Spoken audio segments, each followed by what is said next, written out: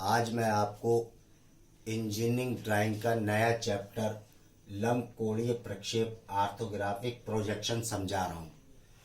इस लंबकोणीय प्रक्षेप orthographic projection को समझाने से पहले मैं आपको कुछ बातें बता रहा हूँ जिसको आप लोग ध्यानपूर्वक सुने व बहुत अच्छी तरीके से समझें। देखिए, ये एक क्षैतिज रेखा है और ये एक ऊर्ध्वाधर रेखा है। क्षैतिज रेखा और ऊर्ध्वाधर रेखा से हमें एक प्लस का साइन प्राप्त होता है और चार खाने 1, 2, 3, 4 खाने प्राप्त होते हैं। 10th क्लास में आपने इन खानों को चतुर्थांश यानी क्वाड्रेंट के नाम से पढ़ा था। इसको प्रथम चतुर्थांश फर्स्ट क्वाड्रेंट, इसको द्वितीय चतुर्थांश सेकंड क्वाड्रेंट, इसको तृतीय चतुर्थांश थर्ड क्वाड्रेंट, इसको चतुर्थ चतुर्थांश यानी कि फोर्थ क्वाड्रेंट। इंजीनियरिंग ड्राइंग में इसको हम एंगल के नाम से जानते हैं। ये फर्स्ट एंगल होता है, ये सेकंड एंगल होता है, ये थर्ड एंगल और ये फोर्थ एंगल। जो भी हमें ऑर्थोग्राफिक ड्राइंग बनानी होती है वो सिर्फ दो ही एंगलों में बनती है। ड्राइंग हमेशा या तो फर्स्ट एंगल में बनती है या थर्ड एंगल में बनती है। कभी भी ड्राइंग सेकंड एंगल और फोर्थ एंगल में नहीं बनती है। इसका कारण यह है कि सेकंड एंगल और थर्ड एंगल में ड्राइंग नहीं दिखाई देती है, उसकी जगह सिर्फ एक लाइन दिखाई देती है। जब ड्राइंग ही नहीं दिखेगी, लाइन दिखेगी तो ड्राइंग बनेगी ही नहीं। ड्राइंग सिर्फ फर्स्ट एंगल और थर्ड एंगल में ही बनती है।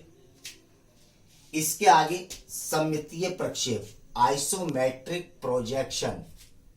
सममितीय प्रक्षेप यानी कि आइसोमेट्रिक प्रोजेक्शन क्या होता है? एक ऐसी ड्राइंग जो क्षैतिज से 30 डिग्री के कोण पर बनी हो, सममितीय प्रक्षेप आइसोमेट्रिक प्रोजेक्शन कहलाती है। फॉर एग्जाम्पल, मैंने ये एक ब्रिक बनाई है। ब्रिक यानी कि ईंट। जरा ध्यान दीजिए, इस ईंट की ये साइड और ये साइड दोनों साइडें क्षैतिज से 30 डिग्री के कोण पर बनी है। इसलिए इस प्रकार की जो दोनों तरफ से 30 डिग्री के कोण पर ड्राइंग बनी होती है वो सममितीय प्रक्षेप यानी कि आइसोमेट्रिक प्रोजेक्शन या आइसोमेट्रिक ड्राइंग कहलाती है। प्रत्येक आइसोमेट्रिक ड्राइंग में 3 व्यू होते हैं। सामने से खड़े होकर देखने पर जो व्यू दिखाई देता है उसको हम फ्रंट व्यू या एलिवेशन कहते हैं। उसकी अपोजिट डायरेक्शन में, उसकी दूसरी तरफ जो व्यू दिखाई देता है उसको हम साइड व्यू कहते हैं। अगर हम इसको फ्रंट व्यू मानेंगे तो इसकी दूसरी साइड ये हुई तो ये साइड व्यू होगी। यदि अगर हम इसको फ्रंट व्यू माने तो इसकी दूसरी साइड ये होगी तो ये साइड व्यू कहलाएगी।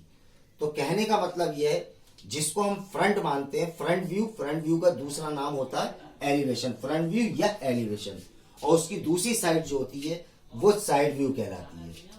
ऊपर से देखने पर जो ड्राइंग का व्यू दिखाई देता है उसको हम टॉप व्यू या प्लान कहते हैं।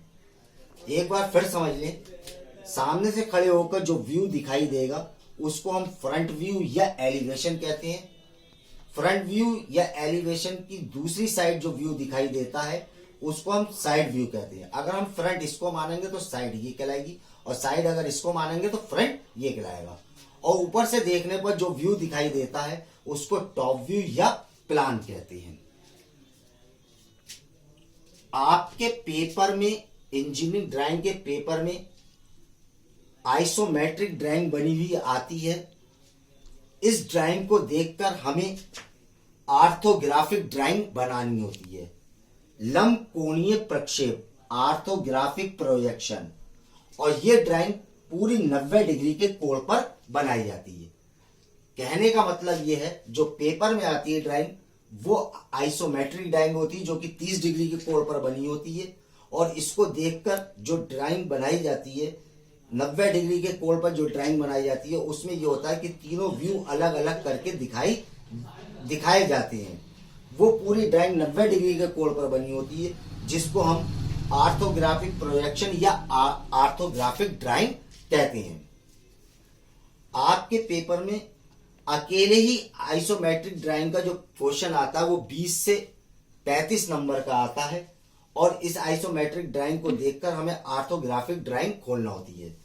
ऑर्थोग्राफिक ड्राइंग कैसे, आइसोमेट्रिक ड्राइंग को देखकर ऑर्थोग्राफिक ड्राइंग कैसे बनाई जाती है, ये मैं आपको नेक्स्ट लेक्चर में बताऊंगा, पूरा समझाऊंगा, पूरा उसका प्रोसीजर बताऊंगा कि ऑर्थोग्राफिक ड्राइंग बनाने का क्या मेथड होता है। आइसोमेट्रिक ड्राइंग को देखकर ऑर्थोग्राफिक ड्राइंग बनाने का क्या मेथड होता है, ये मैं आपको अगली क्लास में बताऊंगा। फिलहाल जरा ध्यान दीजिए, ये मैंने एक सिंबल बनाया है, ये फर्स्ट एंगल का सिंबल कहलाता है। इसकी पहचान ये है, इसमें दो सर्किल होते हैं, एक बड़ा सर्किल और एक छोटा सर्किल।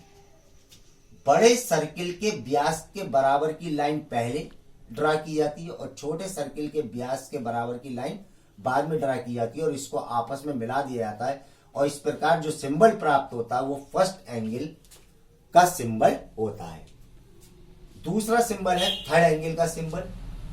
इसमें भी वही है, दो वृत्त होते हैं, एक बड़ा वृत्त और एक छोटा वृत्त। इसमें छोटे वृत्त के व्यास की जो लाइन होती है वो पहले ड्रा की जाती है, और बड़े व्यास के बराबर की जो लाइन होती है वो बाद में ड्रा की जाती है, और इसको आपस में मिला दिया जाता है। तो इस प्रकार जो सिंबल प्राप्त होता है वो थर्ड एंगल का सिंबल कहलाता है।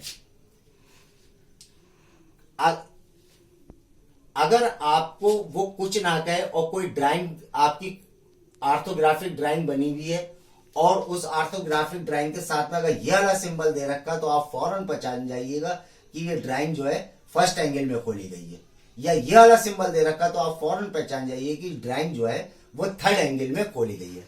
फिलहाल मैं अपने अगले लेक्चर में आपको एक एक पॉइंट क्लियर कर दूंगा कि थर्ड एंगल में ड्राइंग कैसे खोली जाती है और फर्स्ट एंगल में ड्राइंग कैसे खोली जाती है।